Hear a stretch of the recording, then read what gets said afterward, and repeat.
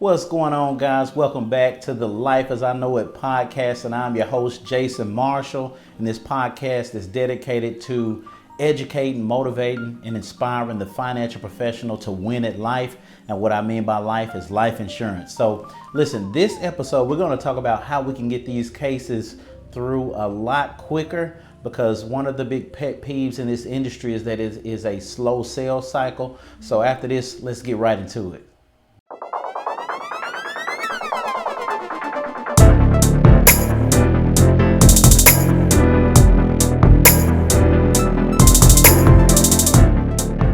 All right, guys. So listen, in this industry, writing life insurance can be a painful process if you don't do it correctly. So we're just going to talk about some of the ways that can slow down the process, and what you as the advisor or the financial professional, as well as the client, can do to really help push these cases along a lot faster. Because of course, as you know, if the case is placed a lot faster, then the client is covered, and of course you're paid a lot sooner. So we're going to talk about some of the ways that hinder the process, as well as how to speed the process up. So number one, proper field underwriting, right? So what I mean by that, for those who may be new, field underwriting is asking the right questions on the front end to the client so that you can know what's going on with them and basically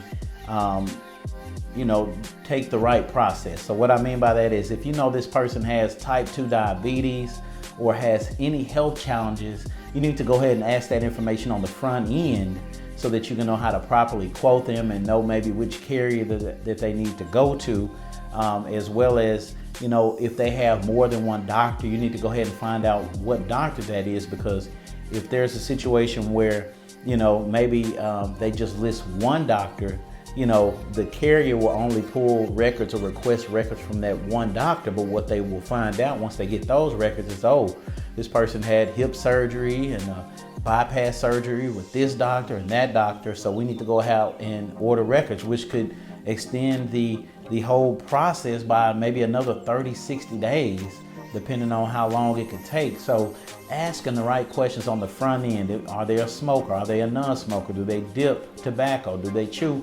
Just asking those on the front end so you'll know how to properly quote them, and you'll know how to actually let the carrier know which records to request from whichever doctor. Because if you don't get this information, then it could really throw a monkey wrench in the process. Number two, telephone interview. So this can be a big hindrance. Just writing the application and waiting on the client to do the telephone interview can really slow it down, because typically the client's not going to take action like they need to take. So what I did, and what a lot of other financial professionals do to really move this process along, is right after you get done with the application. Because if you're doing an application, and you're working with like somebody like me as a brokerage partner, the application process, especially like if it's a term application, it's only going to take about 5 minutes or less, because we have the technology in place to help you get that done.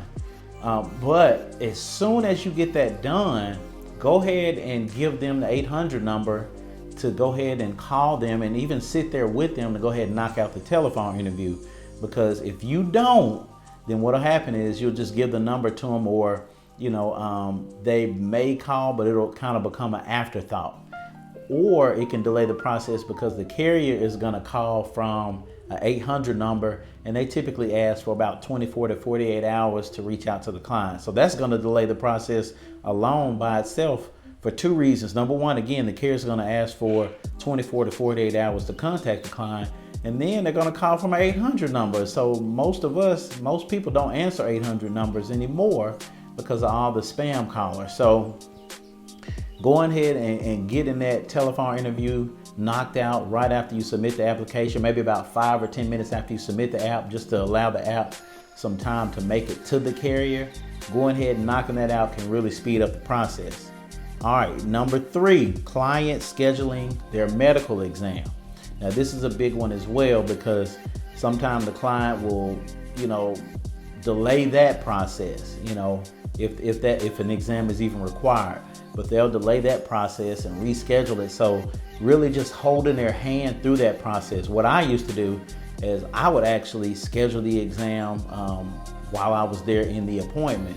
But sometimes carriers will want to go ahead and do that. So if the carrier wants to schedule the exam, you need to find out when that exam is scheduled, and then you need to set a reminder to remind the client before the exam, and then follow up after the exam is supposed to be done, just to make sure that it got done, because sometimes the client will just kind of, push it off or forget about it, and then they have to reschedule, and that can again drag the process on for weeks if you don't stay on top of that.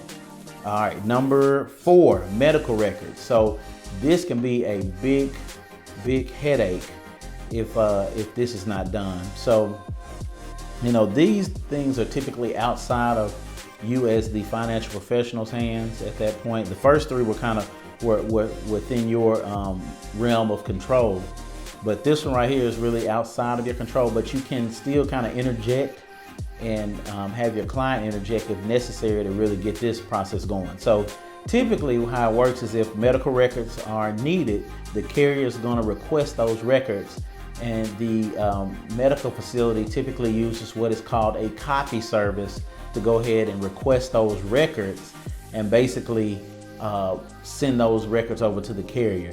Now this process can sometimes take a minimum of 30 days to get that done. Because I don't know why the insurance industry has been around so long, a couple hundred years almost, and they still haven't figured out how to get medical records a lot sooner. So, a lot of medical facilities and hospitals now, the way to overcome this is that they have access to the client's patient portal. So typically what a client can do is they can go on to their patient portal, log in, and they can pull their medical records from their patient portal from the medical facility or the hospital. If that for whatever reason is not working, or that facility does not have the patient portal, then what the client can do is they can actually reach out to their doctor or hospital and go ahead and request the records themselves, and then they can get those to you. You can get them up to the carrier, and again, that can move that process along a lot faster, because it can be a headache just waiting on everything to go through its process. Number 5, so is wanting to do paper applications instead of e-applications. Now, I work with some older advisors, and I think a big hindrance is not wanting to embrace the technology. Some guys will say, hey, can you print off the application and, can you mail it to me? And I'm like, geez Louise, man, listen, I'd be more than happy to train you on how to do this application, and it can only take just a matter of 5 or 10 minutes, but they delay their own process just from self-inflicted reasons or self-imposed limitations, like, hey, I don't want to learn new technology. But it's some older guys that are 70, 80 years old that I've shown how to do e-applications, and they are knocking it out the park now. So just get past that mental block that I don't want to, this is the way I've been doing it for 30 years, so I don't want to try to do anything else. I'm computer illiterate. Well, it's time to become computer literate so that you can go ahead and get these cases across the finish line. Another thing, number 6, is making changes after a case is issued, or before a case is issued. So after a case is issued. So say for instance, the client is approved, the carrier has issued the policy, and now the client is coming back saying, oh, I want to make a change to the policy because I want to add this rider, I want to add that rider, I want to reduce the amount of coverage, or I want to do this or that. So that can throw a monkey wrench in the process, because now a new illustration is going to have to be ran, and then the carrier is going to have to go back and reissue that policy, which could take a week or so to get that done. So the way to overcome that is really just have that good fact finder and really that educational moment with your client to let them know all of their options, so that they can make the right decision on the front end. Now, I understand that sometimes things can happen where, changes just have to be made, and that's understandable. But if you can go ahead and educate the client on the front end about all their options and solutions and everything like that, then you won't have to worry about making changes after the policy has been issued. And then let's see here. The next one is returning delivery requirements.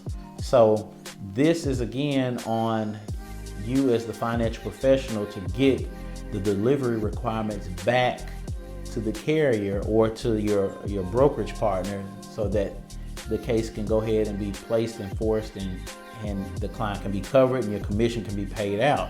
Now, if you embrace the technology that I mentioned earlier, a lot of the delivery requirements can be done electronically instead of you going out, getting wet signatures, and then, either bringing them by the office or scanning them and faxing them over.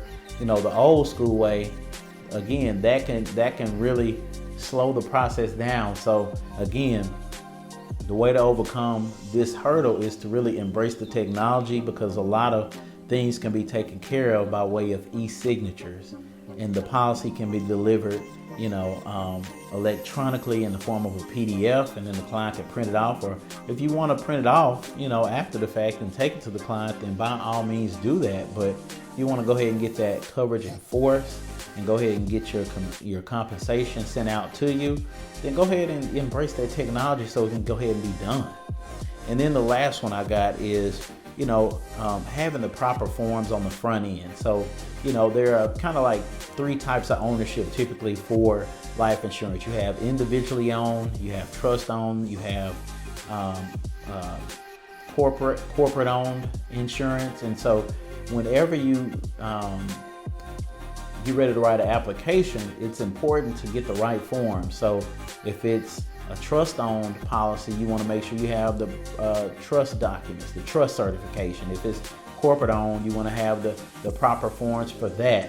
So that way you don't have to go back and try to get the proper forms on the back end. So just understanding the type of policy that you're getting ready to write and the type of ownership structure that it's going to be, that will prevent you from having to get policy or getting the correct forms on the back end, which could become a headache as well. You just want to get everything done on the front end.